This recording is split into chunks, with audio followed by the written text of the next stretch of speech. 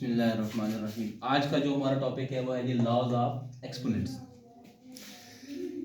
जब भी हमें एक्सपोनेंट्स यानी इंडिसेस से वास्ता पड़ता है पावर से, तो हम उनको कैसे ऐड या सब्ट्रैक्ट कर सकते हैं, उनके लिए कुछ लॉज हैं। सबसे पहला लॉ क्या है कि अगर हमारे पास दो नंबर हमने लिए हैं ए और बी जो कि रियल नंबर हैं, और एम और एन दो नंबर्स लिए हैं जो कि नेचुरल नंबर्स हैं, R for real and N for natural numbers.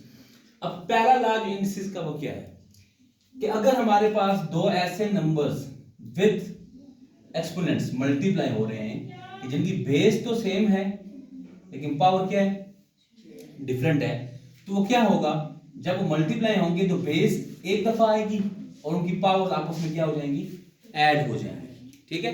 For example हम एग्जांपल्स के लिए लें, जैसे 4 की पावर 3 है मल्टीप्लाई में 4 की पावर 2, तो आपका रिजल्ट आ जाएगा 4 की power 3 plus 2 which is equal to 4 की पावर 5। इनकी बेस एक दफा आई, पावर्स ऐड होगी। This is the first law called multiplication law of indices. And the second law is division law of exponents.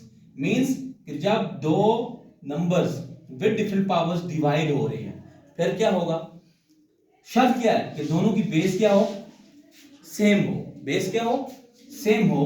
तो जब डिनोमिनेटर को आप ऊपर लेके जाएंगे तो बेस सेम होगी और डिनोमिनेटर की पावर ऊपर जाके क्या होगी, सब्ट्रैक्ट हो जाएगी, माइनस हो जाएगी। फॉर एग्जांपल हम कहते हैं कि 5 की पावर या 4 की पावर 3 और 4 की पावर 2।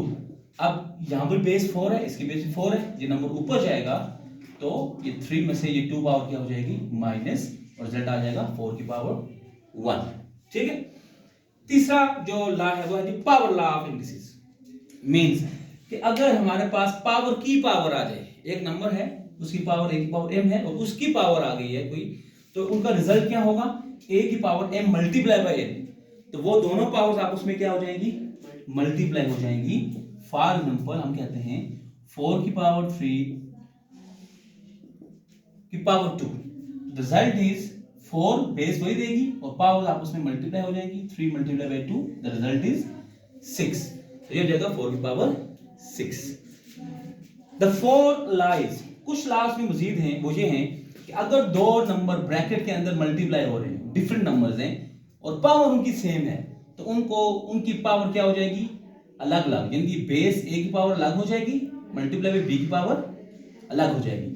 तो जब दो नंबर आपस में मल्टीप्लाई हो रहे हो एक ब्रैकेट के अंदर, उनकी होल पावर अगर हो तो वो उन दोनों नंबर्स की पावर अलग अलग हो जाएंगी। फॉर एग्जांपल हम कहते हैं कोई भी नंबर हमारे पास ए बी की पावर 3, तो ये हो जाएगा ए की पावर 3 मल्टीप्लाई बाय बी की पावर 3। और इसी तरीके से अगर दो नंबर डिवाइड हो रहे हैं और उनकी होल पावर होगी, कोई भी होगी, तो न्यूमरेटर की पावर अलग हो जाएगी और डिनोमिनेटर की पावर अलग हो जाएगी जब उसको हम ब्रैकेट को ओपन करेंगे।